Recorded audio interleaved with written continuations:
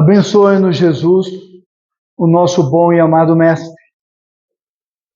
Quando nós olhamos para o Espiritismo, quando nós vamos frequentando a Casa Espírita, o movimento espírita, vamos sendo lembrados constantemente da importância do estudo das obras de Kardec.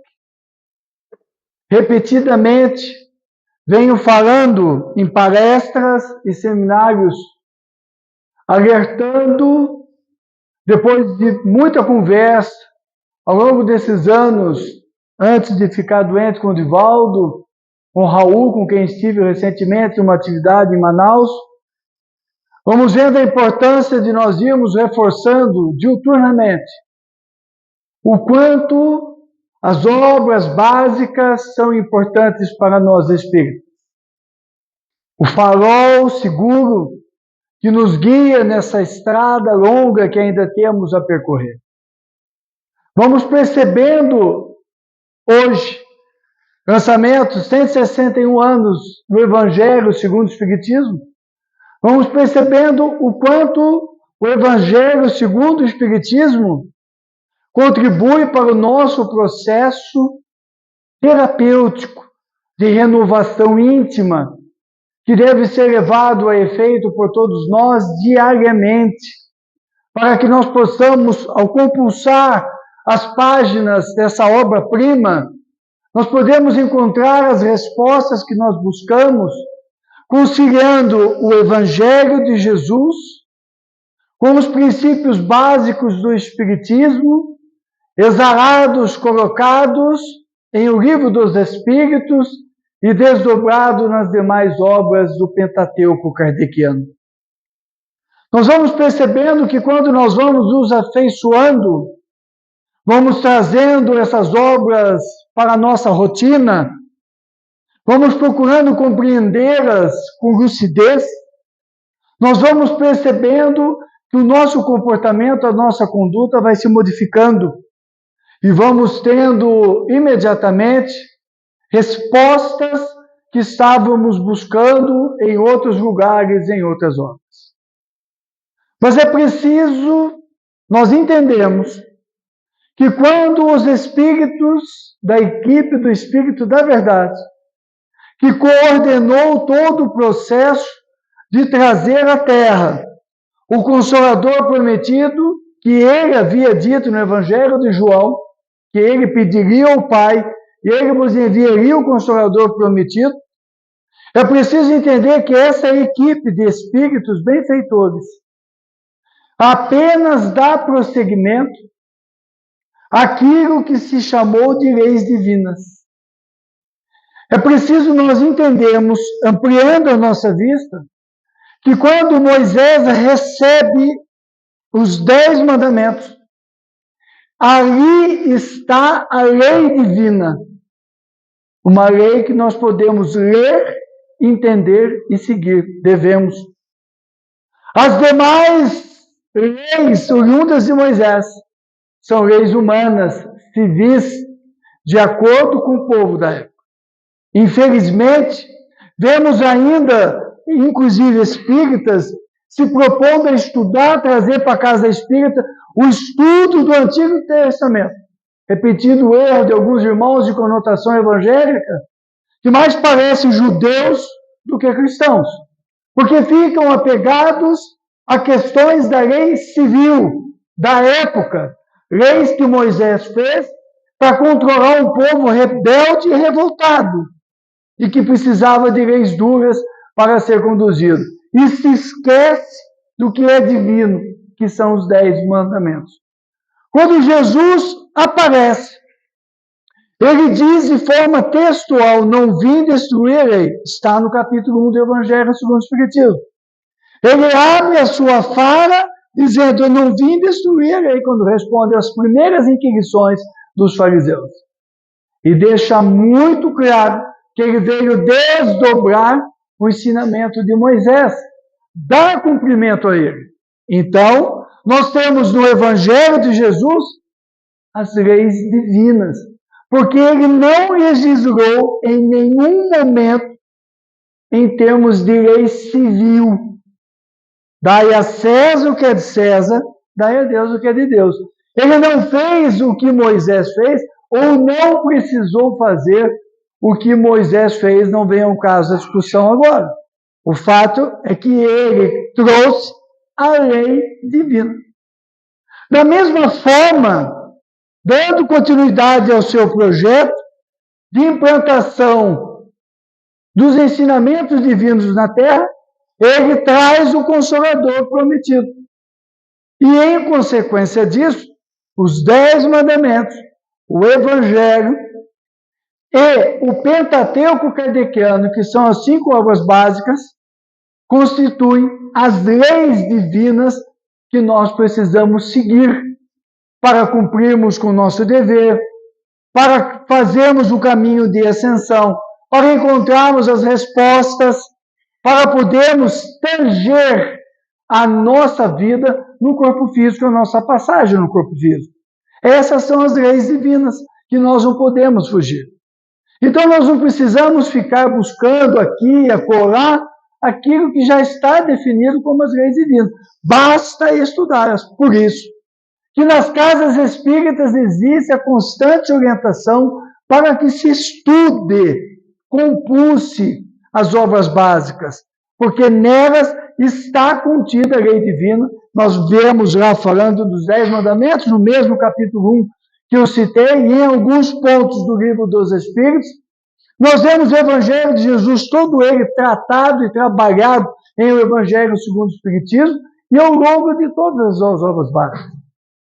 Por isso que nessa semana, uma semana importante, porque temos hoje a lembrança do lançamento do Evangelho segundo o Espiritismo, e temos no dia 18 o lançamento, 168 anos, do Livro dos Espíritos, que dá início a essa caminhada que nós estamos vivendo hoje, 18 de abril de 1857.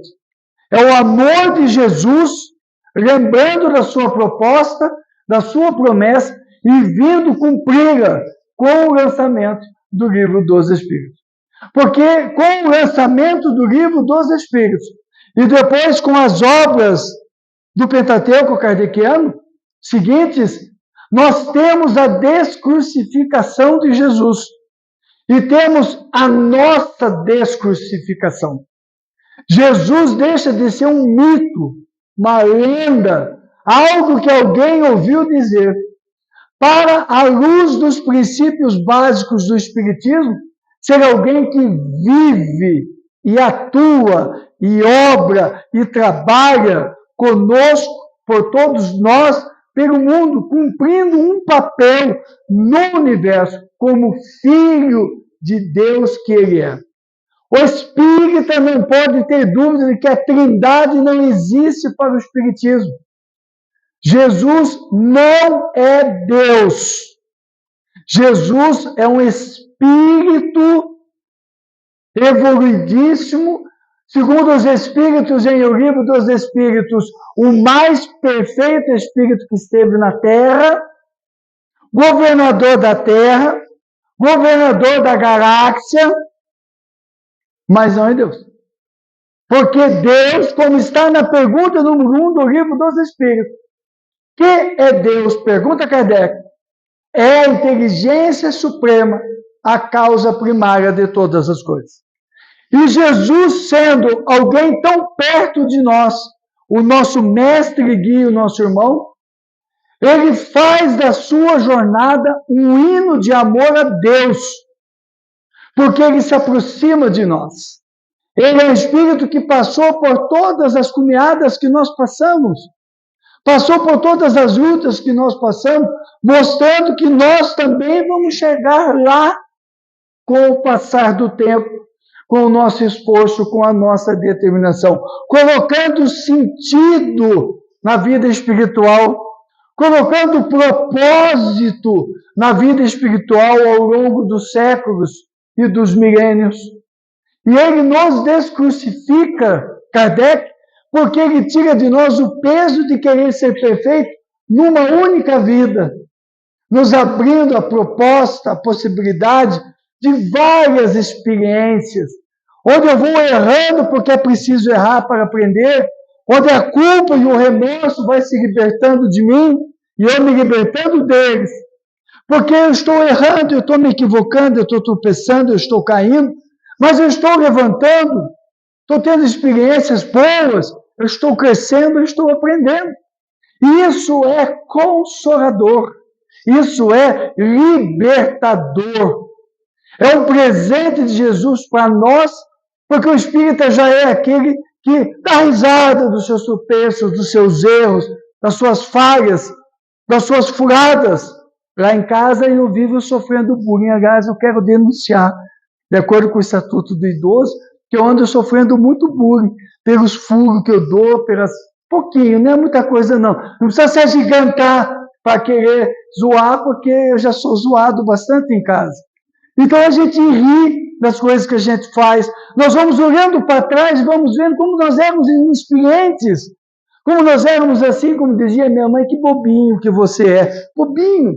E nós vamos aprendendo e vendo que naquele momento eu não tinha os elementos emocionais, da maturidade, do conhecimento, para fazer determinadas escolhas.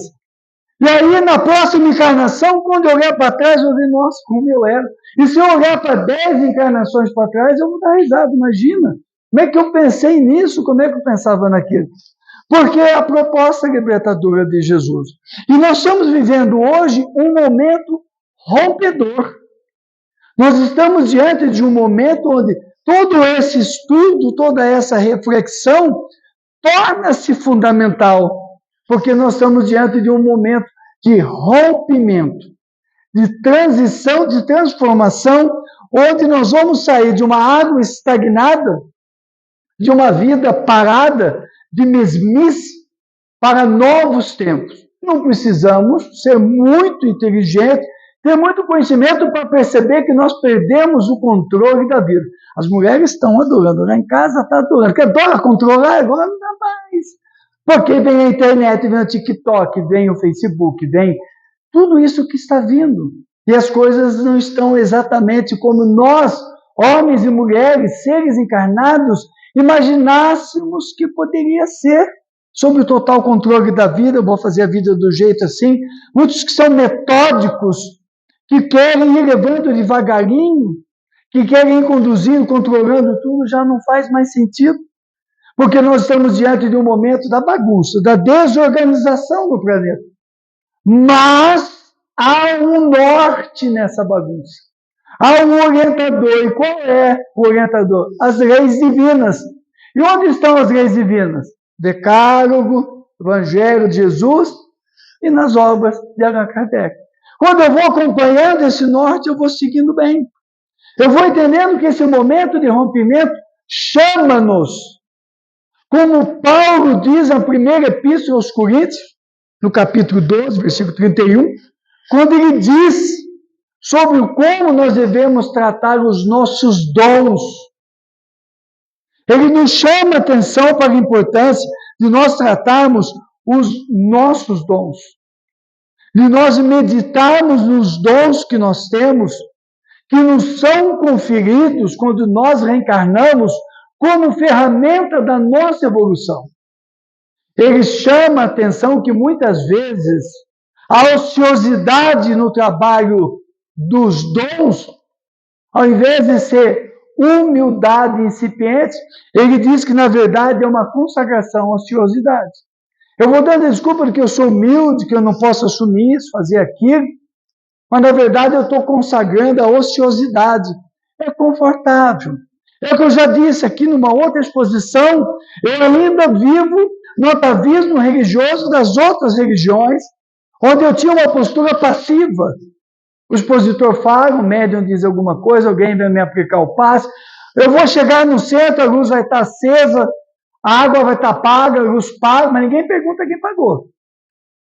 Escorpião no bolso é danado, né? Ele morde, espírita não tem um. Eu costumo dizer que ele tem uma colônia de escorpião no bolso. O espírita, ele, para se apresentar para ser sócio de casa espírita, é de uma dificuldade enorme, porque o escorpião está lá. Mas se falar para ir no show do Paul McCartney, no Mané Garrincha, cheio. Só para cristalizar o que eu estou dizendo, materializar, semana retrasada eu vi lá anunciado uma peça de teatro com o Marco Nanini. E eu corri para comprar. Eu recebi uma ordem para correr para comprar. Então eu atendi a ordem, eu corri para comprar. E quando eu fui dizer que tinha acabado os ingressos, ela falou, abra a mão e compra. Eu nem tinha dito que não tinha mais o ingresso. Mas tudo bem, eu deixei. Ela falou, não é isso. Acabou. 6 sessões em Brasília, esgotou. E aí um monte de espírita, alguns inclusive que não contribuem com a nossa casa, eu fui ótimo. Mas não põe a mãozinha no bolso para contribuir com você. Então são dons que nós temos, eu vou voltar nesses dons depois, são dons que nós temos, que nós não trabalhamos, e Paulo de Tarso chama atenção nessa epístola aos Coríntios. Como nós deixamos muitas vezes de perceber que o autoaperfeiçoamento é uma tarefa comum, que o autoaperfeiçoamento é uma demanda de todos nós. Por isso que nós estamos falando para estudar. Observemos a quantidade, eu já fiz essa pesquisa, de vez em quando eu recebo das pessoas, muitas pessoas que entram em contato conosco, eu recebo vídeos de pessoas, você viu esse vídeo, você pode analisar, o YouTube está cheio. Divaldo Franco diz que vai acontecer tal coisa. Chico Xavier falou de tal coisa. Não perca seu tempo. E são canais que estão com milhares de inscritos, pessoas compartilhando. Aí você vai num canal bom, de uma boa casa espírita, tem 100 seguidores, 50 likes.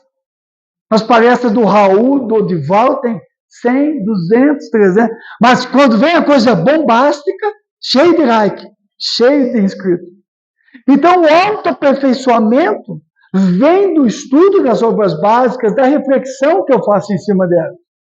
E agora, estando em Manaus, eu pude assistir o Raul Teixeira, devagar, está voltando a falar, nós vamos trazê-lo aqui em Brasília, ainda esse ano, estamos acertando com ele a data, e ele vai falando, e num dos dias em Manaus, ele fez uma fala de pouco mais de 40 minutos, e foi espetacular. E ele tratou de 2 pontos que casam com o que nós estamos trazendo a reflexão hoje, no momento em que o mundo cristão para celebrar, para lembrar o Calvário de Jesus.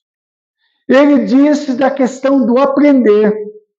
Tomando um dia antes dele falar, tomando café da manhã no hotel, que nós estávamos juntos, ele me disse assim, Marco, eu estou feliz do jeito que eu estou, agradecido a Deus pela oportunidade, porque eu estou aqui para aprender, eu amo aprender. E aí, na fala dele, ele desdobra esse conceito de aprender. Como diz o Espírito Emmanuel em Fonte Viva, nesse texto que eu estou citando, ao invés da consagração à ociosidade, a preguiça mental de ler, de entender, de pesquisar, de abrir o dicionário, de refletir, ele chama para o aprender. O espírita precisa querer aprender, fazer perguntas dos porquês, fazer perguntas sobre a história do Evangelho, pesquisar. Temos tido lançamento de obras que nós estamos acompanhando, particularmente de um grupo de pesquisa da Universidade de Jerusalém, que estão trazendo fatos novos sobre personagens do cristianismo que enriquece o nosso entendimento do Evangelho segundo o Espiritismo. Então, olhar o Evangelho, ler a Gênese, entender o que o Kardec quis dizer, confrontar, na nossa casa nós confrontamos a Gênese com a ciência atual, nos leva a ter lucidez, conhecimento, para não ir aceitando as coisas que estão por aí e eu buscando a resposta. Porque não há fórmula mágica, não há fórmula mágica que vai nos livrar daquilo que nós precisamos passar. Vejamos o que está ocorrendo com o Divaldo. Vejamos a luta que o Divaldo está tendo para desencarnar. Depois de toda a obra que ele fez, do alto dos seus 97 anos, ele ainda está sofrendo as dificuldades para o desencarne. Por quê? Porque ele não fez o que tinha que fazer? Não! Ele não vai ser afetado pelos seus inimigos. Mas ele tem questões do passado, como todos nós temos. O que mostra aquilo que o Espírito Camilo diz na obra Nos Passos da Vida Terrestre, que as nossas ligações com o mundo inferior são muito grandes. Que eu tenho que ir afinando a cada encarnação. Com aquilo que Jesus diz no Evangelho de Mateus, tecendo a minha túnica nupcial. Como? O Evangelho diário. A minha mudança pessoal diária. A minha transformação diária. A minha aceitação da minha inferioridade.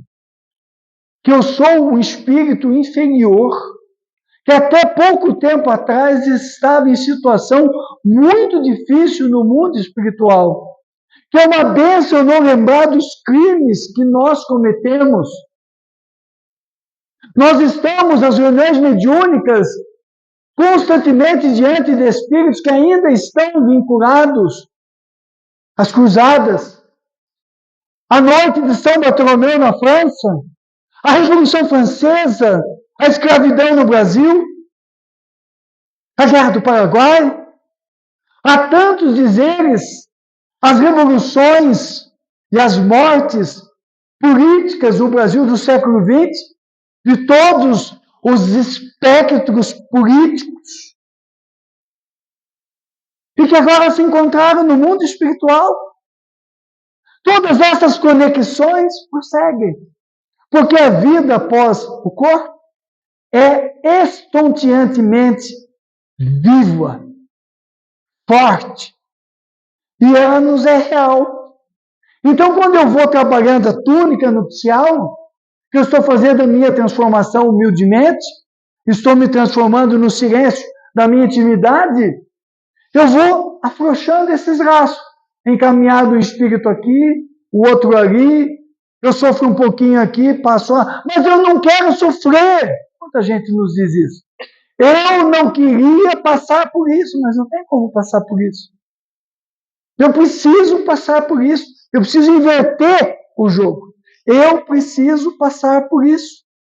Faz parte essa crise que eu estou tendo de um mau comportamento, de uma má conduta, me reconhecendo de uma forma equivocada, vendo que eu não devia ter feito aquilo, os delitos que eu cometi, as escolhas que eu fiz, faz parte da crise. Ou um processo obsessivo que vem e me joga no chão, me derruba. Eu não queria ter feito isso. Eu não queria estar sofrendo isso. Ao invés de eu perguntar, puxa, que bom que eu estou passando por isso. A crise é prenúncio da libertação. Eu estou no corpo físico, eu preciso passar pela crise, por mais dolorosa que ela seja qual for, eu não vou particularizar nenhuma para não criar injustiça, porque toda dor é dor. E toda dor é respeitável.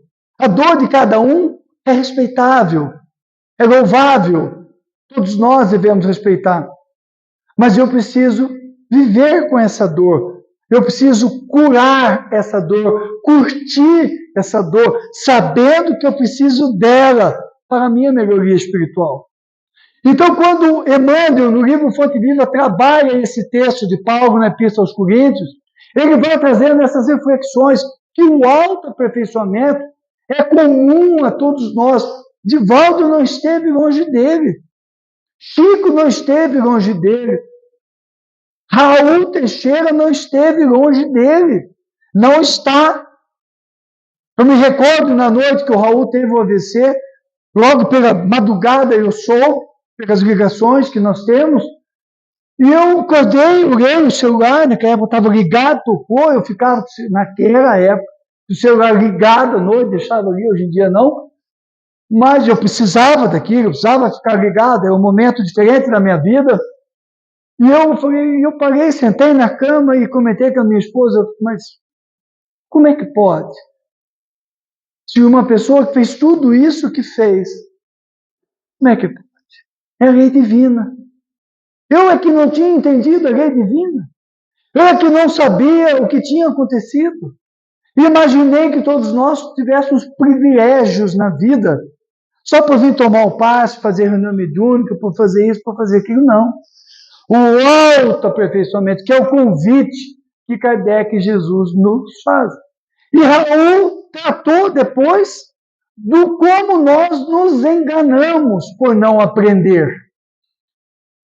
Como nós vamos nos enganando perante a vida. É o médium que é médium, está vendo o espírito. Tem tanta gente que chega para mim e diz assim, eu vi o espírito tal do seu lado. E normalmente eu pergunto só para caçoar. Então você participa da reunião mediúnica da casa? Não, não tenho tempo, não quero nada disso. Você está vendo? É um dom. Nós precisamos de médiuns bem educados, que conheçam o livro dos médiuns, que conheçam a mediunidade, que desenvolva o seu potencial, o seu dom que lhe foi dado, porque é orgânico, ele assinou o contrato. Não quero, porque daí eu não posso beber, porque daí eu tenho que estar toda semana, porque daí eu não tenho tempo, e vai ficando. Depois volta, passam uns anos, aparece de novo, aquela bigotinha bem louquinha, assim, bem sem sentido, volta. Daí já está debaixo de remédio, esses zigopan da vida, não sei o que da vida, psiquiatra para cá, terapeuta para lá, bigotinha, andando de um lado para o outro. Processo obsessivo. Porque tem um dom que nunca tem tempo para um monte de coisa. Mas eu sou formado, eu tenho diploma, eu sou doutor tal, doutora tal, eu sou professora com curso de doutorado, pós-doutor, e um monte de diploma inteiro tudo. E o que você faz no centro? Eu não tenho tempo. Uma pessoa inteligente, missão do homem inteligente na Terra. Está lá o texto no Evangelho. Eu tenho condições de dirigir um estudo, coordenar um trabalho, fazer uma palestra, pegar o ensinamento, aquilo, trabalhar tudo. Mas daí eu vou ter compromisso. Aí eu vou ter que estar lá, vou ter que ir toda semana. Eu não quero, mas estou aposentado. Como se estar aposentado fosse prenúncio de túmulo. Porque está longe de ser. Ao contrário, é nessa fase que nós temos a oportunidade, sim, de ter compromisso. É ótimo ter compromisso depois de aposentado. Diferente do que tinha antes. Porque isso vai movimentando o nosso corpo físico, vai movimentando o cérebro. A dinâmica do cérebro vai impedindo o Alzheimer, vai dificultando o Alzheimer, vai dificultando a demência precoce. A pessoa está lendo o tempo todo, está lendo, está pesquisando, está fazendo interlocução, fazendo inferência, concluindo daqui, concluindo dali, está fazendo programa de estudo, aproveitando o tempo.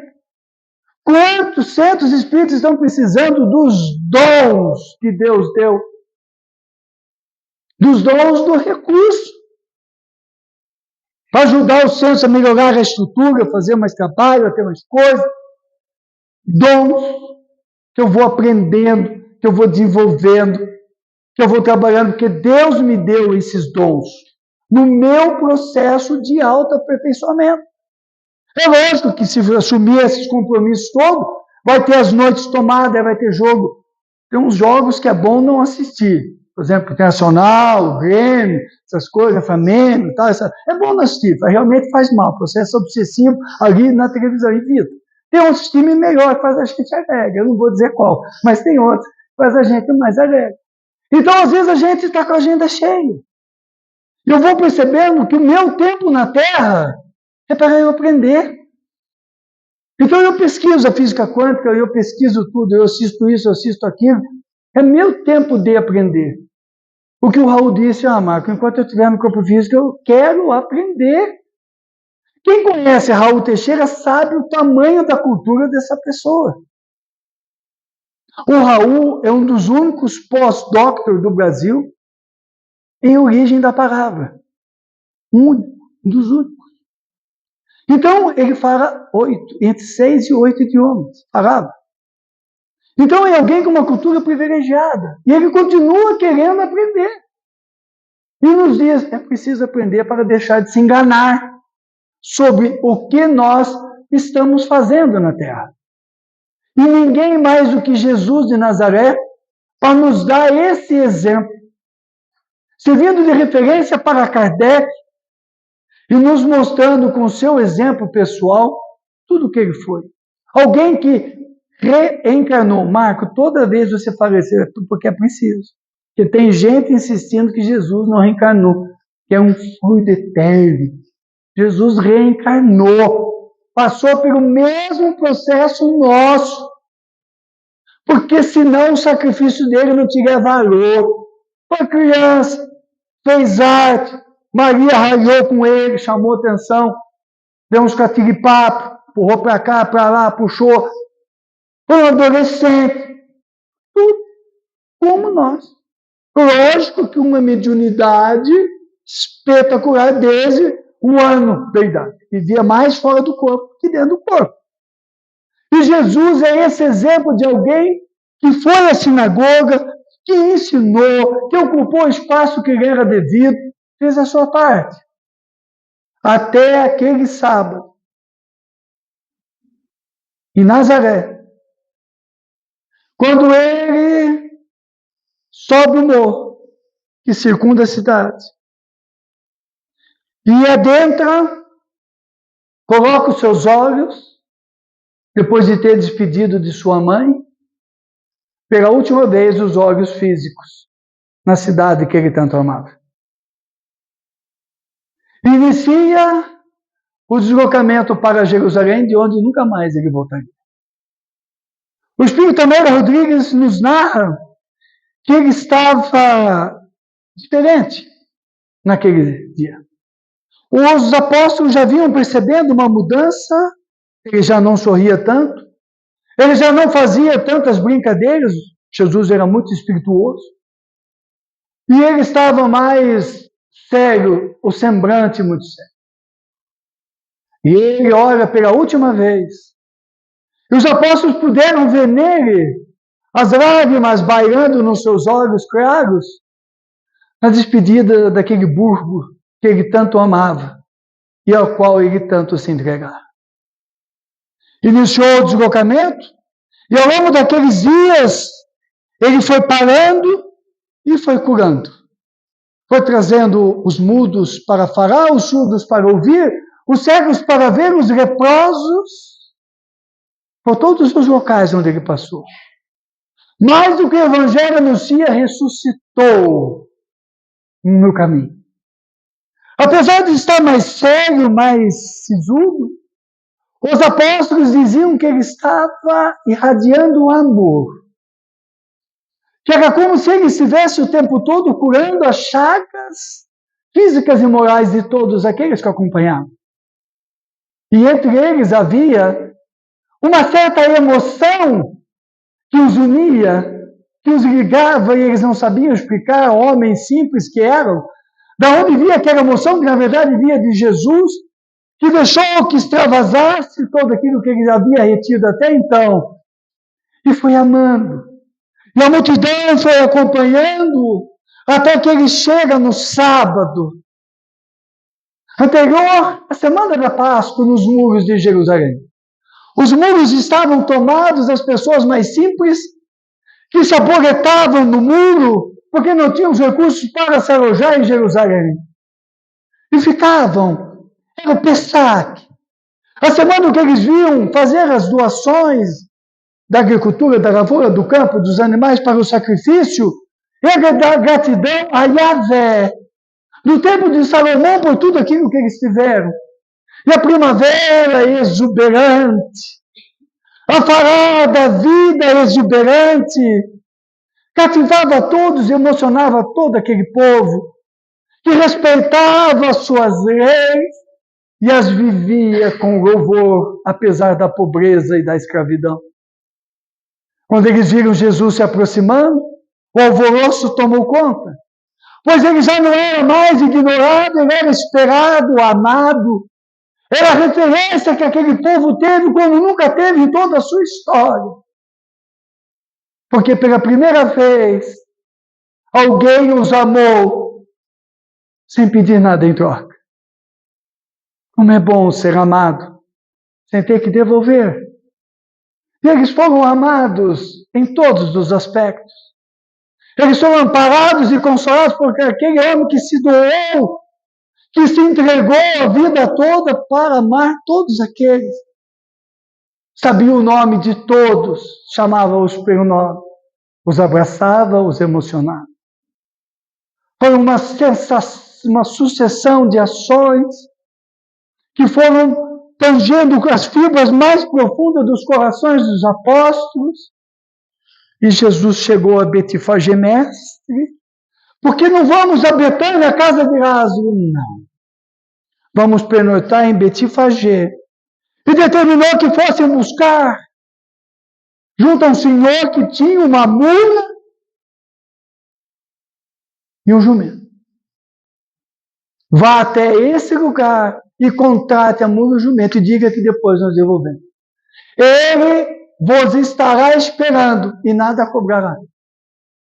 E os apóstolos designados para a missão foram, e quando chegaram, o homem disse: eu já vos esperar, vocês querem a mula para levar. E no domingo, à tarde, que a tradição cristã da igreja configurou chamar de Domingo de Ramos, Jesus adentra sentado no jumento às portas de Jerusalém, aplaudido, apalpado por uma multidão que jamais houvera se reunido naquela entrada de Jerusalém. E os fariseus a tudo assistiam. Cleófas, o sumo sacerdote, se indigna e se preocupa. E reunido com seus decide, ele precisa ser eliminado. E Jesus, com seu olhar, foi vendo toda a dinâmica espiritual do que estava acontecendo e mais. Percebe que naquele momento, enquanto ele é envolvido pela multidão, Pôncio Pilatos, do outro lado da cidade, no outro portão, montado num cavalo garboso e belo, cercado por soldados, adentra sozinho, sem que ninguém o recepcionasse. E aquela semana foi toda de aprendizado e de ensinamentos, de cenas que marcaram a vida de todos. E Jesus continuava o mesmo até a hora em que ele vai lavar os pés de todos os seus discípulos. A emoção toma conta e somente a Amélia Rodrigues, Espírito, para nos trazer o teor daquela emoção, que ele passava a lavar as mãos, os pés de todos aqui. Com humildade, com afeição, com muito carinho. Eu muitas vezes fiquei pensando como eu reagiria se Jesus viesse lavar os meus pés. Certa feita, quando meu pai já estava próximo do desencarne, e eu não iria ver o seu desencarne como eu não vi, porque eu estava fora do país. Eu fui me despedir dele. Ele sabia que já não me viria mais no corpo. As feridas tomavam o pé e eu fui lavar os seus pés. Aquele ato de um filho para o pai, mais do que o ato em si, é que eu percebi que houve um encontro entre o pai e o filho, que nunca tinha havido em vida. Eu já estava próximo de 50 anos, naquela época, 48. Nunca tinha tido uma conversa silenciosa como eu tive com meu pai aquele dia. E enquanto eu lavava o pé, eu me lembrei, evidentemente sem querer ser igual, imaginei o sentimento de Jesus ao lavar os pés dos... E a ligação que houve entre eles, eu me lembrei da Amélia Rodrigues. Aquela ligação de alguém tocando os meus pés, com aquelas mãos, aquele que era o ser mais perfeito da terra. Quando ele lavou os pés de Judas, ele ainda olhou para os olhos de Judas como a dizer, ainda há tempo. E depois ele diz a Judas, vai, cumpra com seu dever. A partir daí foi uma sucessão de dores, que é das nossas dores. Ele não fugiu das dores dele. Ele não fugiu da dor, ele aceitou, mas doeu nele ver a traição de Judas. Doeu nele, como dói em nós, muitas coisas que nós sofremos. Quando ele foi preso, ele ficou sozinho. Doeu nele quando ele viu que todo mundo fugiu. Doeu nele quando Pedro negou e ele viu. Aquele filme, Paixão de Cristo, mostra com perfeição o que a Amélia Rodrigues descreve o momento que Jesus olha e com a acústica da alma ele escuta Pedro negando pela terceira vez o galo cantando. Somos nós negando Jesus diariamente, por não querer aprender, por não querer sair da ociosidade, por se enganar, por não querer romper com o ciclo estagnado de vida que nós temos. Doeu nele quando ele viu-se diante da multidão e ele olhava e via no meio daqueles leprosos, antigos surdos, mudos, cegos que ele curou e que gritavam: solta Barrabás, solta Barrabás. Doeu nele. Quando ele vai subindo o Calvário e ele vê na multidão aqueles tantos que ele havia amado, que ele havia se devotado, se dedicado toda a vida no corpo físico e que deixavam ele ser entregue ao holocausto. Mas ele toma da cruz da mão do Cirineu, deixando um dos mais importantes ensinamentos do Evangelho. Cada um carrega a sua cruz. Toma a cruz do Cirineu e coloca no Gólgota. Ano passado ouvi de um espírito, uma reunião mediúnica que participamos, a cruz está lá. Você não me entende? A cruz está lá até hoje, iluminando os céus de Jerusalém apontada para os céus. Ele pegou a cruz e ele subiu o Gólgota. Porque nós somos responsáveis pelo nosso autoaperfeiçoamento. Vós sois deuses, podei muita coisa e muito mais, se assim o quiser. A missão é nossa. As lutas são nossas, as pessoas nos ajudam, as pessoas nos oferecem o caminho, nos oferecem o passe, a desobsessão, a conversa fraterna. Elas nos oferecem o ombro, elas choram comigo, mas a dor é minha. Eu cometi o delito. E isso é um ato de maturidade psicológica. Eu assumi que eu cometi o delito, é justo que eu o resgate. Com os sirineus em torno de mim me ajudando, mas eu resgato, sem revolta. Sem revolta. Agradecendo a Deus por estar se libertando de tudo aquilo. Porque essa foi a proposta de Jesus em Nazaré. Nessa semana, reflexionemos acerca desses pontos da história de Jesus, que nos leva a lembrar, para ir fechando, de uma das passagens que passou muito despercebida na história do cristianismo, e que a Amélia Rodrigues resgata na obra O Essencial, a última que Divaldo psicografou. Fecha com chave de ouro. Capítulo 4, cujo título é A Verdadeira Cura. E conta-se que na cidade de Sidom, hoje, província sul do Líbano, próxima à fronteira com Israel, aquela época parte da Judéia, conta-se que em Sidom viviam muitos gentios, embora fosse uma comunidade hebraica, judia, porque era um porto do Mediterrâneo muito importante. E em Sidom, entre esses homens gentios e do comércio marítimo, havia um que, determinado dia, ao coçar o pescoço, percebeu uma enrugação, uma ferida. E depois percebeu que aquilo cheirava como se fosse uma ferida pusturenta. E passou a perceber nos braços e descobriu que estava com lepra, com mal de Hansen. Estou usando o termo lepra apenas para ser fiel à história. Sei muito bem que não é o termo mais utilizado. Mas à época esse termo era muito forte. E ele começou a se tratar com o que tinha na época. Era um homem de posse.